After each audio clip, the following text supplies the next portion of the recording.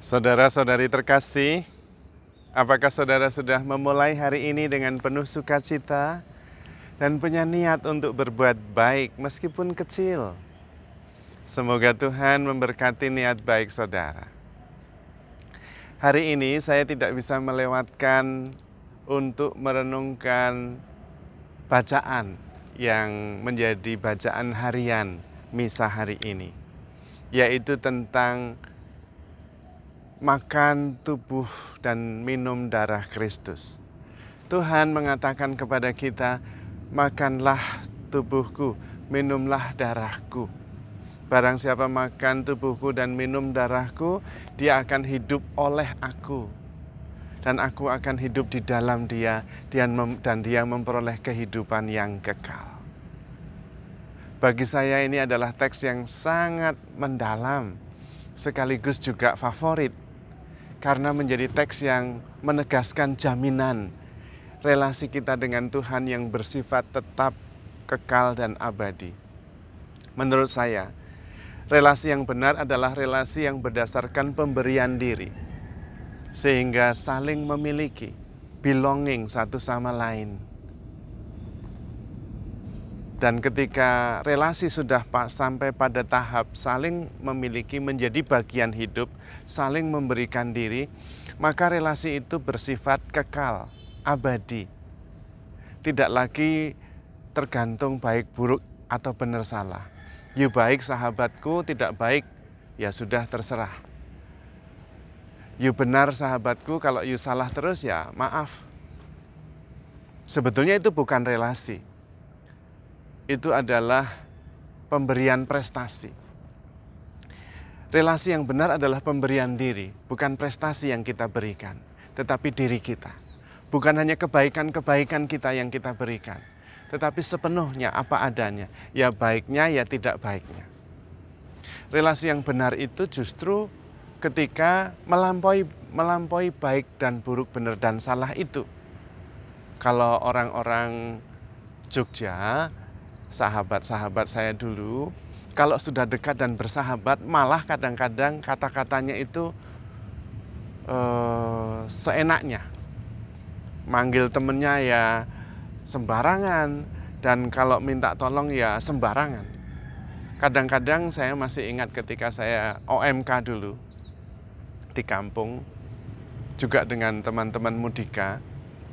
Ada teman-teman tentu yang nekat sekali. Kita sudah malam jam 12 malam ya tetap aja diparani, didatangi.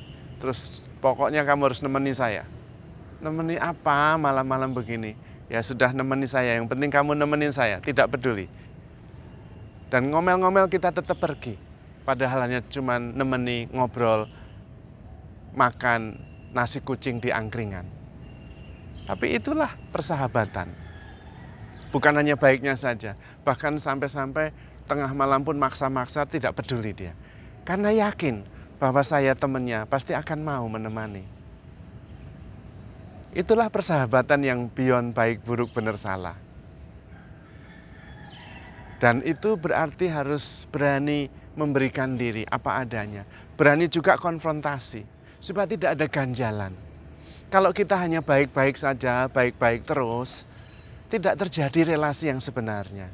Karena kemudian yang kita terima, yang diberikan adalah topeng kita, yaitu kebaikan-kebaikan kita saja, bukan diri kita sepenuhnya. Diri kita tetap di balik topeng itu dan tetap kesepian. Tidak terjadi belonging, tidak terjadi bagian hidup. Maka perlu kita juga meruntuhkan topeng-topeng, persona-persona yang kita pakai. Apakah berarti kita bisa sembarangan saja membuka topeng kita kepada semua orang? Tentu tidak. Karena persona topeng itu adalah defense mechanism, supaya kita bisa berelasi tanpa menyakiti siapa-siapa. Mengingat levelnya masih belum sampai pada tahap pemberian diri. Tahap pemberian diri relasi adalah orang-orang yang kita pilih sebagai sahabat. Yesus sendiri memilih kita. Bukan kamu yang memilih aku, tetapi akulah yang memilih kamu. Tidak ada seorang sahabat yang lebih besar cintanya daripada dia yang menyerahkan nyawa untuk sahabat-sahabatnya. Pemberian diri, belonging, menjadi bagian hidup adalah pilihan kita. Kita memilih orang-orang itu. Dan karena itu segalanya kita berikan, kebaikan kita, keburukan kita. Maka mengapa orang yang baik hati terus, yang baik-baik terus, justru kadang-kadang tidak sungguh-sungguh mempunyai teman dekat?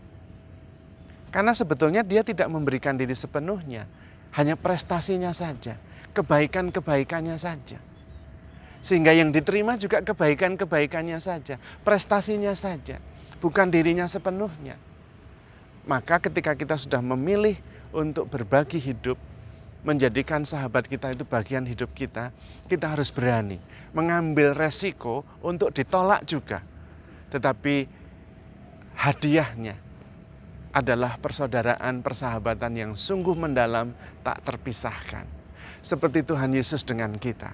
Relasinya itu tak terpisahkan. Karena di dalam diri kita sudah mengalir tubuh dan darahnya. Yang tidak mungkin lagi dipisah-pisah, mana tubuh saya, mana darah saya. Karena kita sudah menjadi bagian hidup. Dan karena itu baik buruk, benar salah, dosa atau tidak bisa menghapuskan relasi itu. Dan itulah keselamatan. Itulah kesetiaan. Allah adalah kasih. Allah tidak mungkin tidak mengasihi karena itu melawan dirinya sendiri. Dan itu yang terjadi kepada kita ketika kita membuka diri dan menerima Tuhan sebagai bagian hidup kita, maka kita dengan Tuhan menjadi satu.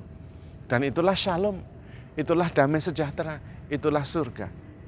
Ketika Allah dan manusia menjadi satu dalam relasi kasih yang sangat mendalam.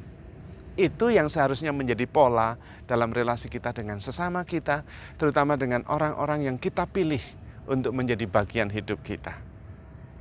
Tetapi kita harus berani meruntuhkan semua topeng dan pola tingkah laku yang biasanya menjadi defense mekanisme, yang membuat kita tetap berada di balik topeng itu dan tidak pernah diterima karena tidak pernah kita berikan diri kita yang sebenarnya.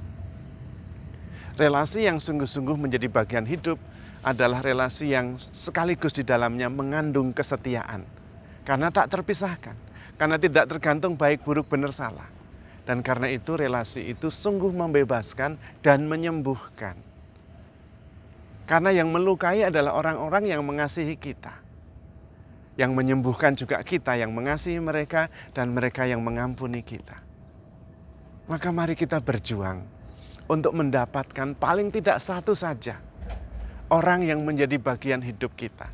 Sehingga kita tidak menjadi sendiri, kita tidak sendirian lagi. Kita belong to someone. Dan itulah identitas kita. Ketika kita menjadi bagian hidup seseorang, kita menemukan siapa diri kita. Dan di situ kita menemukan kebahagiaan sekaligus makna hidup. Bukan atas prestasi, tetapi atas relasi. Di dalamnya kita menemukan kebenaran, sukacita, dan pengharapan. Namun yang paling pasti dan sudah jelas, kita sudah menjadi bagian hidup Tuhan yang sudah memberikan dirinya, tubuh dan darahnya, supaya kita tak terpisahkan dengannya. Mau baik, mau buruk, berdosa atau tidak berdosa, kita tetap dicintai oleh Tuhan karena kita sudah menjadi bagian hidup Tuhan yang sudah memberikan dirinya untuk kita.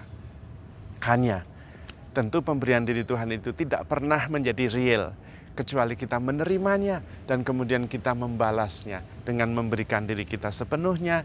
Tidak ada lagi topeng, tidak ada lagi persona-persona yang menghalangi kita berelasi secara mendalam dengan Tuhan. Kita bisa apa adanya, tetapi sekaligus kita bisa merasa bebas di hadapan Tuhan.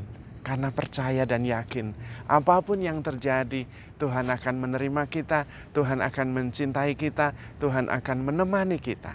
Karena Tuhan adalah kasih, Tuhan adalah Immanuel.